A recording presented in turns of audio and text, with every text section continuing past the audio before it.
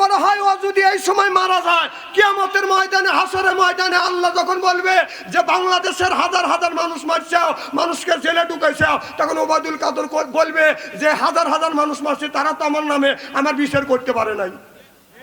এই কথা যেন হাসরের ময়দানে বলতে না পারে, এই জন্য আল্লাহর কাছে বলি, আল্লাহ ওকে সুস্থ রাখো, ও সুস্থ রাখো, ও বাইসে থাক। বাংলাদেশের মানুষ ওর বিচার একদিন করবে করবে করবে, কথা কন না কে? আর ওদের পরিবার বলছে সে অসুস্থ আছে, বাড়িতে চিকিৎসা দিচ্ছে দিল্লির। আমার কথা, দিল্লির চিকিৎসা দেওয়া লাগবে কে? সেটা সে বাংলাদেশে নিয়েছেন, বাংলাদেশের মানুষ ওর চিকিৎসা দেবে, আমরা ওর চিকিৎসা দেবো। যেখানে সুই ঢুকানো দরকার ওখানে ঢুকাবো, ও নিয়েছেন এখানে। না না, ইংরেশন না দিলে তো ভালো হবে না, কি কর? ও ইংরেশন কোন জায়গায় দেওয়া লাগবে, কোন রকে দেওয়া লাগবে, এটা আমরা জানি, কারণ আমরা এই সম্পর্কে পড়াশোনা করছি। কারণ এই যে মা বোনদের পেটে বাচ্চা হয়, সিজার হয়, এ দোয়াও আমরা জানি। আপনার এই পৃথিবীর সর্বপ্রথম সার্জানিকাল ডাক্তার ছিল ইমাম তাহমুর রহমাতুল্লাহ আল্লাহর মা হযরত আবেদ হাকাদম, যেরকম সুবহানাল্লাহ। আমার ভাইয়ের আমার, ইমাম তাহমুর রহমাতুল্লাহ আল্লাহর মা ওই জামানার মধ্যে বড় একজন ডাক্তার ছিলেন। বাদান একটা মেয়ে বাদান নরমালি সিজার, আপনার ডেলিভারি হয় না। এখন আপনার ডাক্তার নিয়ে বাদান পরামর্শ করলেন এই মেয়েটাকে আপনার পেট না কাটা পর্যন্ত এই বাচ্চাটা বাদান বের করা যাবে না। আর যদি পেট যদি না কাটা যায়, মাকেও বাঁচান যাবে না, বাচ্চাটাকেও বাঁচান যাবে না। এবার আপনার প্রায় 50 জন ডাক্তার বাদান টিম বসলেন, ডাক্তাররা বাদান হরান হয়ে গেলেন, আমরা তো কোনোদিন সিজার করিয়া পেট কাটতে পারি নাই, কোন জায়গা কাটা লাগবে। হযরত ইমাম তাহমুর রহমাতুল্লাহ আল্লাহর মা হযরত আবেদা খাতুন কোরআন শরীফ হাতে নিয়ে লেখা আছে, আপনার কোরআন শরীফের মধ্যে লেখা রয়েছে এমন একটা জায়গা আছে, নাভির বাম পাশে 4 আঙ্গুল নিচে আপনার একটা জায়গা আছে, 2 আঙ্গুল নিচে বাদান ধরার ঠাই আছে, ওই জায়গা বাদান আপনার ফেস দিলে বাদান বাচ্চা বের হবে। ওয়াহামালুহা ইনসান জরুয়া, আপনার নাভির বাম পাশে 2 আঙ্গুল নিচে বাদান এই জায়গা যদি ফেস দেওয়া যায়, আপনার 4টা পর্দা আছে, এই পর্দা কাটলে বাদান বাচ্চাটা বাদান বের হবে। এই পৃথিবীর সার্জারিক্যাল ডাক্তার হযরত আবেদা খাতুন ইমাম তাহমুর রহমাতুল্লাহ আলাইহির মা আপনার কোরআন শরীফের এই আয়াতটা আপনার তাফসীর করে দেখেছেন, ওয়াহামালুহা ইনসানা জরুয়া, সিল্লাকাল্লাহু আকবার। আর আমাদের দেশে ডাক্তাররা তো খালি ঠেলিয়া পেট কাটতে পারলেই টাকা পায়। একটা মেয়ে নরমালি ডেলিভারি হবে, সারা বছর চিকিৎসা দিবে, চিকিৎসা দিবে কি চাও? পেটে বাচ্চা আছে, বাচ্চা ভালো, কায়দায় আছে না বেকায়দায় আছে, কেন কায়দাই আছে, পানি আছে না শুকা গেছে, 3-4 বার ট্রেনিং দেয়, পরীক্ষা নিরীক্ষা করে। আবার ইদানিং ছেলে জন্ম নিবে, এই তো একজন আমি বেদে বাজার থেকে আসতে বাইক নিয়ে গেছিলেন, আমার বাচ্চার জন্য বাজার করলাম, ছোট ছোট প্যান্ট পায়জামা জামা আনছি। কম আপনার পোলা হয়েছে কবে? কানা হুজুর পোলা হয় না। কম তাহলে এগুনি কা হুজুর 15 দিন পরে হবে। কথা বলতে না রে, 15 দিন পরে ছেলে আসবে, অর্থাৎ সন্তান দুনিয়া আসবে। সন্তান দুনিয়ায় আসার 2 সপ্তাহ আগেই মা বাবা বাজার করতেছে। কথা কোন দেশে আসা জানো? মা আর বাবা যায় নিজে যায়, নিজের পেটের সন্তান এখনো দুনিয়ায় আসে নাই, তার জন্য মা বাবা বাজার করে আনতেছে, মার্কেট করে নিয়ে আসতেছে, মার্কেট করে নিয়ে এসছে। আনার পরে তা বাদে উনি যায় অপারেশন করে বাচ্চা বাই করছি। আমি এই যে ভালো মানুষের যে রুগী বানায় মেয়েদেরকে, মেয়ের যখন পেট কাটা হয় অর্ধেক রুগী হওয়া যায়, স্বামীর সংসার করার অযোগ্য হওয়া যায়। এই স্বামীর সংসার করার অযোগ্য বানানোর মূল নায়িকা হলো মা আর মেয়ের বড় বোন। কথা কম যে আমার মেয়ের অপারেশন করা লাগবে, সিজার করা লাগবে। তা আমার কথা হলো যে জামাইদেরকে বলবো, জামাইদের শোনো, যদি তোমার বউকে যদি রুগী বানানোর জন্য তোমার শাশুড়ি পামদার বলে আমার মেয়েকে সিজার করার লাগবে, আপনি ডাইকে ডুকে নিয়ে আপনার শাশুড়ি কাকে সিজার করাবেন, যে তো কাকে সিজার করবো, তুই আমার বউ রুগী বানাবি?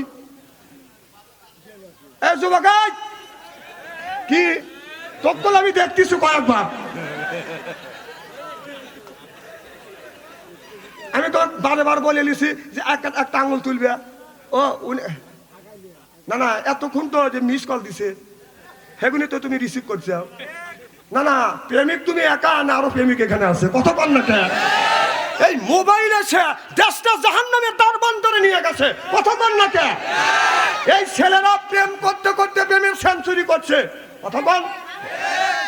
প্রেম প্রীতির জ্বালা, মোবাইলের মেলা, এখন আর চিঠি লেখা লাগে না। ছেলে সারা রাত জাগিয়া ফোনে কথা বলিয়া লেখা পড়াইয়া ছেলে ভালো লাগে না, লেখা পড়া আমি ভালো লাগে না। মোবাইল ফোন আসিল কি দোলা লাগিল, ফজরের ঘুম তো পোলার ভাঙলো না। পেটে বাদ যাই থাক, পরনে নাই থাক, মোবাইল ছাড়া মিয়া চলে না, মোবাইল ছাড়া পোলার চলে না। মোবাইল ফোন আসিল কি দোলা লাগিল, ফজরের ঘুম তো পোলার ভাঙলো না। চিল্লা বলুন ঠিক কিনা? নবী বললেন ইয়ার ফলিন বিদ্যা উঠে যাবে, একসুরুল জাহিল জাহিলিত বর্ষিত হবে। সেই অবস্থা আজ সোনার বাংলার জমিনে হচ্ছে, জোরকান ঠিক কিনা?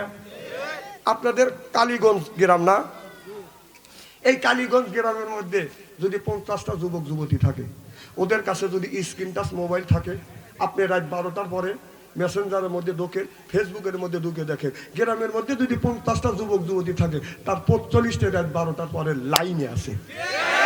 ও কি করতেছে? ও তাহাজ্জুদ নামাজ পড়ে মোনাজাত করতেছে। রাত 9টার সময় ঢুকছে ঘরের মধ্যে দরজা দিয়ে, রাত 3:30 পর্যন্ত খালি খোট পাচ্ছে, কথা কন। বাবা মা দোষকে নেওয়ার জন্য উঠে পড়ে লাগছে। বাবা কি ভাবছে? 3টে ছেলের হাতে 3টা টাচ ফোন দিয়ে উনি মসজিদের আগের কাতারে কি সুন্দর করে বেবাচ্ছে, রব্বানা যালানা ফ্যাক ফ্যাক করে বেবাও। তোমার বেবানির 5 পয়সার দাম নাই। তোমার ওই ছেলে মোবাইলের মধ্যে যত অন্যায় যত পাপ করবে, এই পাপ 3 ভাগে ভাগ করা হবে। 1 ভাগ বাবা পাবে, 1 ভাগ মা পাবে, 1 ভাগ ছেলে পাবে। বিশ্বাস যদি না হয় মরিয়া দেখেন, থাকো। আমি না কচি স্টাডি করে থুয়ে যাবো। না না চেয়ারম্যান ভাই, এখন তোমার ছেলের বয়স 20 বছর, ও বিয়ে করতে চায়, ও বিয়ে দেন না। না বিয়ে দেন না কেন? না, আল্লাহ বলছে শোনো, ইন্না কায়দা কুন্না, আল্লাহ বলছেন ইন্না কায়দা কুন্না, তোমরা শয়তানের অসৎ থেকে বাঁচতে পারবে, কিন্তু দুষ্ট নারীর পাল্টা যদি পড়ে যাও কিন্তু বাঁচা কিন্তু কঠিন।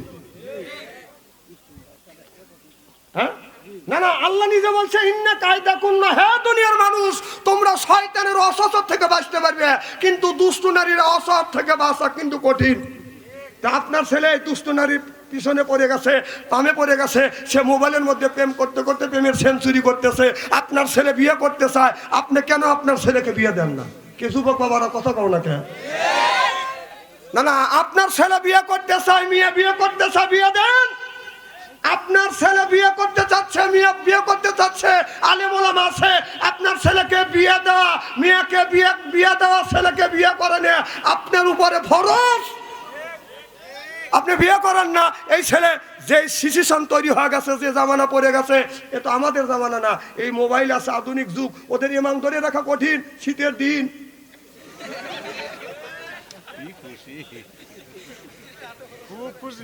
না না বাবা, যারা ছেলের বাবা আসাম, কোরআন শরীফ আমার হাতে, বুকে নিয়ে বলতেছি, ছেলে বিয়ে করতে চাচ্ছে, মেয়ে বিয়ে করতে চাচ্ছে, আপনি বিয়ে যদি না দেন, কিয়ামতের ময়দানে আল্লাহর আদালতে জবাবদিহিত করতে হবে। আর এই ছেলে এই মেয়ে মোবাইলের মধ্যে যত অন্যায় করবে, সেই পাপের বাগি আপনার হইতে হবে। আবার কত হুজুর বিয়ে দেবো, ও নিজের পায়ে দাঁড়ায়। না না, ও নিজের পা দাঁড়ায় না, আপনার পা দাঁড়ায়, তাই না? হুজুর কামাই রিজিক শেখে নাই কেন? না না, রিজিকের মালিক আপনাকে বানানো হয় নাই। আপনার ছেলেকে দুনিয়ায় পাঠানোর 50,000 বছর আগে আল্লাহ রিজিক দিছে, তারপরে পাঠাইছে। সুবহানাল্লাহ। একটু জোরে কর। আমার একটা ছোট ছেলে ছিল, আছে আমার ছোট ছেলে, আমি রুমে শুয়ে রয়েছি, ও আর এক রুমে শুয়ে রয়েছি। তো আমি তো জানি না যে ছেলে বুঝাইতেছে যে আমি লায়া কইছি। ছেলে 15 বছর বয়স, কিন্তু এমন দেখা যাবে 20 বছর বয়স হয়ে গেছে। আমি রুমে শুয়ে রয়েছি, আর এক রুমে শুয়ে থেকে গান গাচ্ছি। আমার বড় বেটা বিয়ে করেছে, ওর শালি যে নাই তা আমি জানি। ও তখন গান গেতেছে, আমার বড় ভাইয়ের শালি নাম ছিল তার রানী, 3টে বছর ঘুরাইলো কেন আমারে, হায় হায় 3টে বছর ঘুরাইলো কেন আমারে। আমি চিন্তা করলাম যে ছেলের সাথে তো মারামারি করা যাবে না, ও তো বড় হয়ে গেছে, এখন কিভাবে আপনার এটা প্রতিশোধ নেওয়া লাগবে। তখন ওর সুরের সাথে সুর মিলে ওর গানের সাথে তালের সাথে তাল মিলে আমি বললাম, আমি ভালো কইরেই জানি নাই তোর বড় ভাইয়ের শালি এত বড় মিথ্যা কথা কলি রে বেটা, এত বড় মিথ্যা কথা কলি। ফুকটি দিয়ে দিলে বেটা নাই, খালি ফাটাস একটা আওয়াজ হচ্ছে, আওয়াজ হচ্ছে। আমি আনুমানিক করলে মুখে দরজা খুলে দৌড় দিছে, যা দিতে যে কথা সেই কাম, বেশ না আছে ছেলে নাই নাই নাই। 2 দিন 3 দিন পর ওর মা করলে তুমি এমন এক কাম করতে যাও, ছেলে ডাকি দুকে নিয়ে আইছি, ছেলে ওকে মারা হাত দিয়ে মারা লাগবে নাকি, ওকে এমন মারা মারছে হাতুর দিয়ে মারছি। চিন্তা করলাম যে ছেলে এখনো উপযুক্ত হয় নাই, তাহলে ওকে বিয়ে করা লাগবে, বিয়ে করা ও তো বেকার ছিল, ওকে বিয়ে করা দিছি, আল্লাহ রিজিক খুলে দিছে, সুবহানাল্লাহ একটু জোরে কর। এই জন্য আমি নিজে প্রমাণিত,